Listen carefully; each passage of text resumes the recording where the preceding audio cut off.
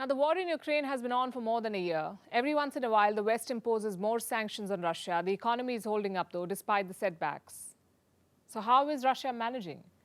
Has life become very difficult for its citizens? Far from it. From computer chips to smartphones and furniture, from branded clothes to toys, Russians have access to all of it. And that's because President Vladimir Putin has been able to figure a way around Western sanctions. Russia has backdoor deals with several countries, and they're helping Moscow a lot, especially with semiconductors. So which countries are these? And what is the West doing about it? Here's a report. Russian President Vladimir Putin proudly says that the West's luxuries are still available in Russia. That's a damning indictment of Western sanctions and how they have failed to deliver. But something he doesn't flaunt as regularly is the continuing flow of semiconductors to Russia. And that's because this flow is facilitated by a complex network of shell companies and backdoor deals. This network was not built overnight. It's been in the works for years now, much before Russia invaded Ukraine. So Putin has been preparing. Several countries are involved in this secret supply ring, and all of them are close to Russia. Turkey, Kazakhstan, Belarus, China, and the UAE are key players facilitating the supply of microchips to Russia. Each country plays some role in American semiconductors reaching Russia. Chinese companies, for example, are believed to be the intermediaries. Companies in the UAE are said to be financing these transactions. Essentially, shell companies in Turkey, the UAE, and China have been buying semiconductors from the US and then reselling these to Russia. Let's talk about just one American chip manufacturer, Intel. Between April and October last year, Intel products worth more than $457 million arrived in Russia. Intel is one of the many Western companies that withdrew from Russia after the war began. Also last year, the UAE's export of semiconductors to Russia increased 15 times compared to 2021. Kazakhstan is a key transit hub for such goods. Its customs are overloaded. Last year, Kazakhstan exported semiconductors worth $3.7 million to Russia. That's almost 300 times higher than what it exported to Russia before the war began. Russia remains Kazakhstan's biggest trading partner.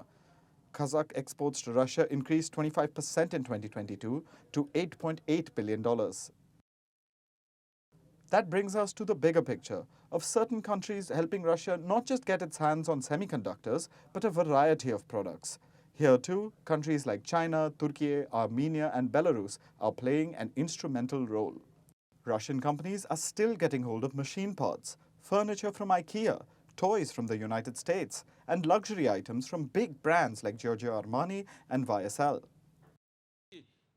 Ideally, sanctions should have ensured that Russians don't get any such items. But here's one example of how sanctions are failing in their foremost goal. Pochta Global is a Hong Kong-based company that has ties with Russia's National Postal Service. This company is helping Russians order items from the likes of Nike, Zara, and H&M. Another example, Apple products are still circulating in Russia. There are websites where Russians can place orders for iPhones and get them delivered to their doorstep in 2 hours. None of this is hidden from the West. The US has already drawn a red line for countries helping Russia.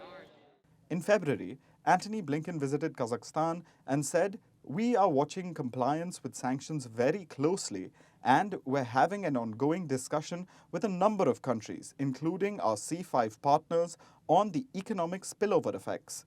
He also said that the violation of sanctions cannot be allowed. If we allow them to be violated with impunity, then that does open the prospect that Russia itself will consider further aggression against other countries if it sets its sight on them, or other countries will learn the wrong lesson, and would-be aggressors in every part of the world will say, well, if Russia can get away with this, then we can too. That has prompted at least Kazakhstan to say that it will tighten its export rules. Whether that translates into Russia actually feeling the pinch remains to be seen. And as you know, Kazakhstan is not the only country helping Russia. There's a network of countries that seem to have Russia's back. To get all of them to comply with sanctions will be a mammoth task for Washington. Putin's backdoor network may be shady and borderline illegal, but it's making sure that Russia gets what it needs.